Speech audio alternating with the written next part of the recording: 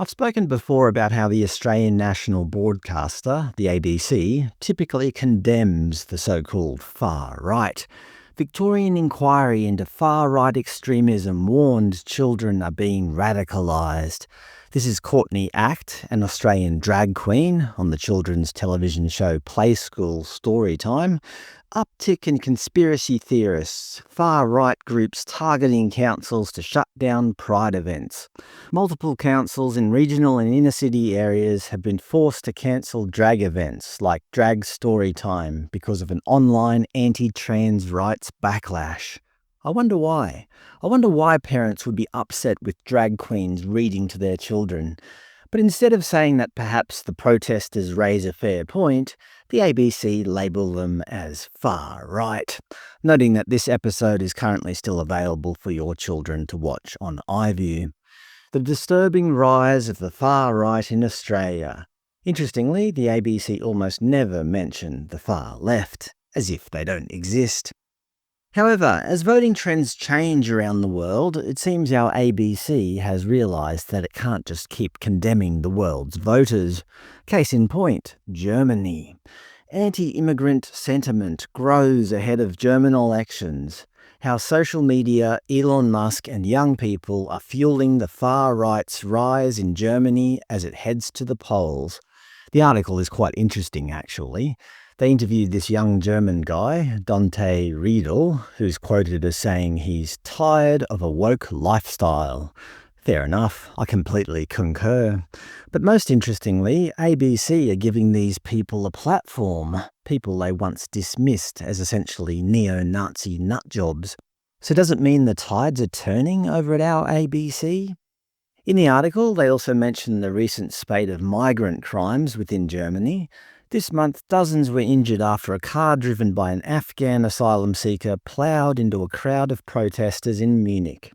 It followed a similar attack just days before Christmas in Magdeburg, in which a 50-year-old Saudi-born man, now a German citizen, killed 6 people and injured close to 300 more when he rammed his car into a market.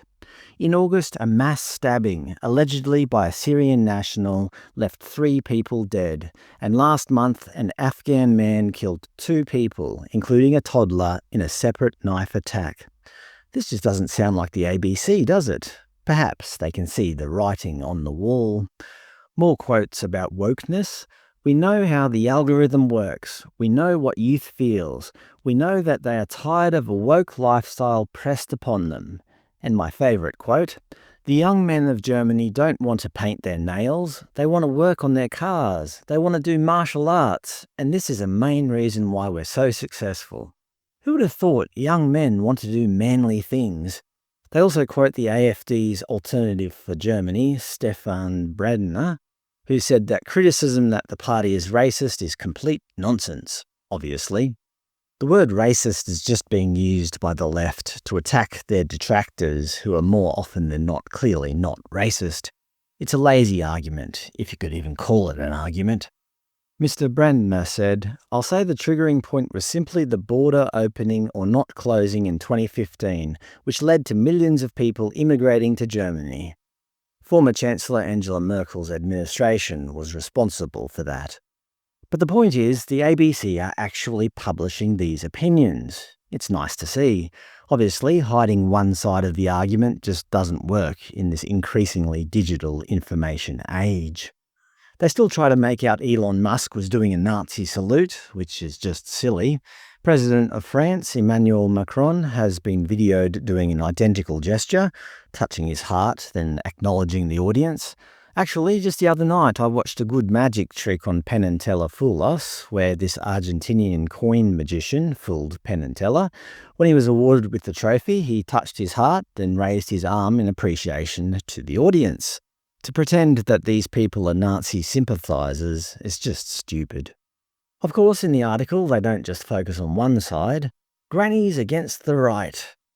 The writing was on the wall, with the ABC reporting, German Conservative bloc claims election victory. Far-right party Alternative for Germany came in second on its best result to date, with AfD's leader Alice Weidel, of course, elated.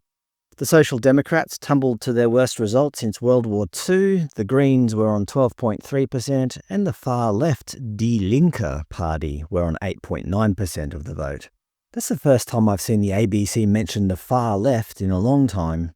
Interestingly, in this recent article by the ABC, Albanese has been quick to condemn anti-Semitism. So why did it take him so long to speak about attacks on Muslim women? They comment on multiculturalism. Violent and racist attacks are sadly a regular occurrence in any multicultural society. Oh, I thought multicultural societies were perfect. Clearly not. As I asked in the title, are the ABC starting to become more accepting of the so-called far right?